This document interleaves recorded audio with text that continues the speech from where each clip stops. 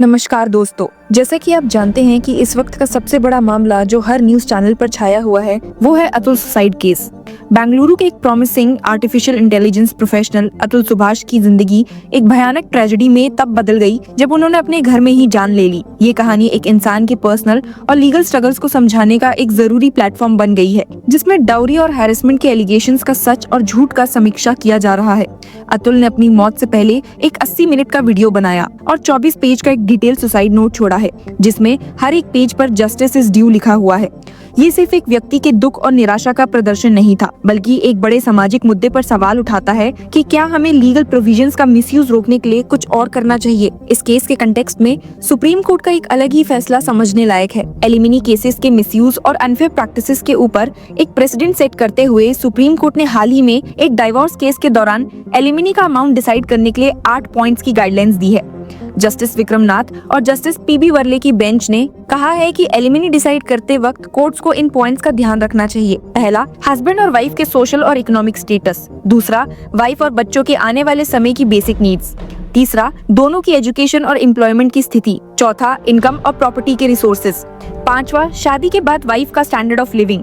6 point है, क्या wife ने फैमिली का ध्यान रखने के लिए अपने करियर सेक्रीफाइस किया है। 7th, लीगल बैटल्स के लिए एक नॉन वर्किंग वाइफ का रीजनेबल फाइनेंशियल सपोर्ट। और लास्ट पॉइंट, हस्बैंड के ऊपर एलिमिनी के बाद आने वाली फाइनेंशियल बर्डन और उनकी रिस्पॉन्सिबिलिटीज। कोर्ट ने इस बात पर जोर दिया है that the amount of permanent alimony should not penalize the husband but should ensure a decent standard of living for the wife। पर क्या सुप्रीम कोर्ट द्वारा दी गई ये गाइडलाइंस आगे चलकर डाउरी और मेंटेनेंस जैसे केसेस में एक ब्रेक थ्रू ला पाएंगी? आपको बता दूं कि अतुल सुभाष और निकिता सिंघानिया की मुलाकात एक मैच मेकिंग वेबसाइट के जरिए हुई थी और दोनों ने 2019 में शादी की। 1 साल बाद उनका एक बेटा हुआ। शादी की शुरुआत में सब कुछ नॉर्मल था, लेकिन 2021 में निकिता अपने बेटे के साथ अतुल का घर छोड़कर मायके चली गई। उसके बाद शुरू होती है एक लीगल बैटल, जिसमें निकिता और उनकी फैमिली ने अतुल और उनके परिवार के ऊपर डाउरी और डोमेस्टिक वायलेंस के एलिगेशंस लगाए हैं। अतुल के मुताबिक, my wife and her family demanded ₹1 crore initially and later hike the demand to ₹3 crore. Nikita ने उत्तर प्रदेश के जौनपुर में एक कंप्लेंट फाइल की,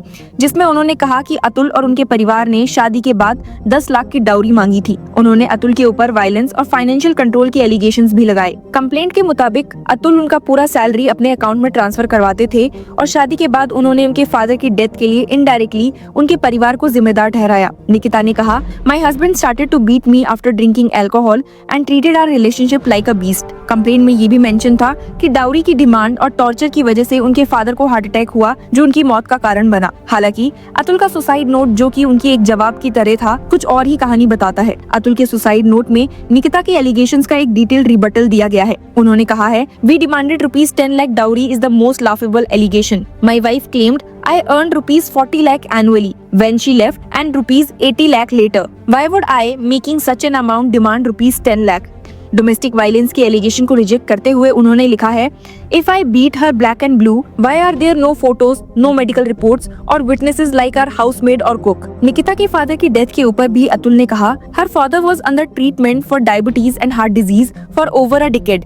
Doctors had already given him a few months to live. Her allegations linking his death to dowry demand are baseless and a poor Bollywood plot. Atul की मौत के बाद उनके परिवार ने निकिता, उनकी माँ, उनके भाई और एक जज के ऊपर FIR दर्ज करवाई है। FIR में उन्होंने कहा है कि अतुल को फॉल्स केसेस और फाइनेंशियल एक्सटॉर्शन के जरिए मेंटली टॉर्चर किया गया है। जी हाँ, आपने बिल्कुल सही सुना है। The brother of the 34-year-old has filed a FIR in Bengaluru for abatement of suicide against his wife Nikita Singhania, her mother Nisha Singhania, her brother Anurag Singhania and her uncle Sushil Singhania। Atul की मौत की खबर और उसके note और video के बाहर आते ही उनकी फैमिली काफी ज्यादा शॉक में चली गई है। विकास कुमार ने रिपोर्टर्स से कहा है, my brother did everything for her, whatever has happened was unfortunate. If he had ever discussed it with me or our father, we would have helped him get out of this situation. I want to request the government of India and the president that justice must be done to my brother if he is with truth. Otherwise, give me the proof to show that he is wrong. There should be a proper investigation against the judge who is named in my brother's suicide. विकास ने ये भी बताया कि अतुल सुभाष ने लिखा था that if I win from the system,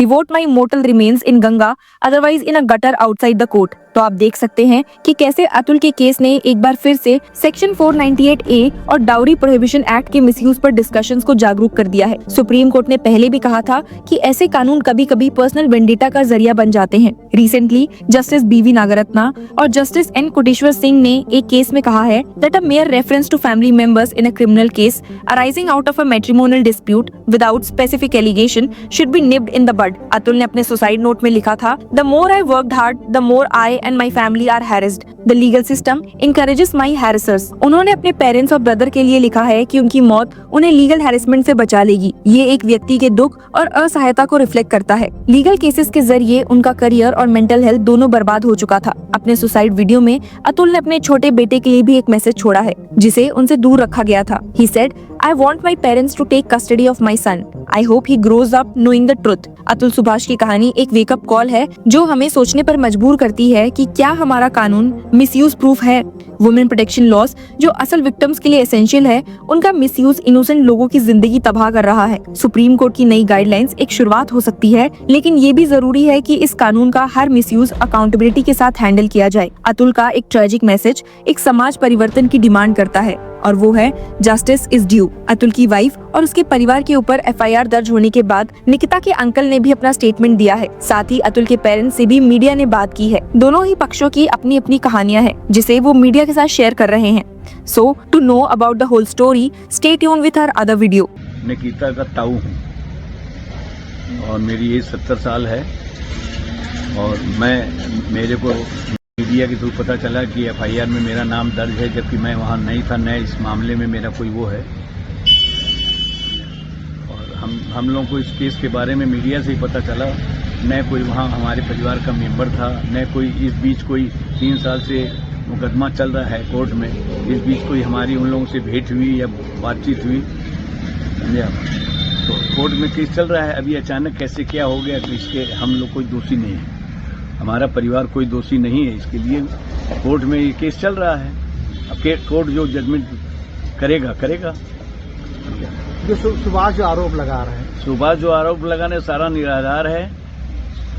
जो निकिता है वो बाहर है, वो जब आ जाएगी तो सारी हर चीज का जवाब देगी। हर चीज जितने भी उन्होंने ब्लेम लगाया, सारा सब चीज का एक्सक्यूज है उसके पास में। लेकिन अब मैं तो इस बारे में तो एकदम दूसरे मकान में रहता हूँ, रिश्ते में उसका ताऊ जरूर हूँ गार्जियन के रूप में, लेकिन बाकी सारा केस का सिलसिले में क्या हो रहा है क्या नहीं हो रहा मेरे को जानकारी नहीं, वही लोग करते हैं। ये सुनने में आया कि दहेज भी दिया गया था, काफी चीजें अच्छी से अच्छी की गई। बस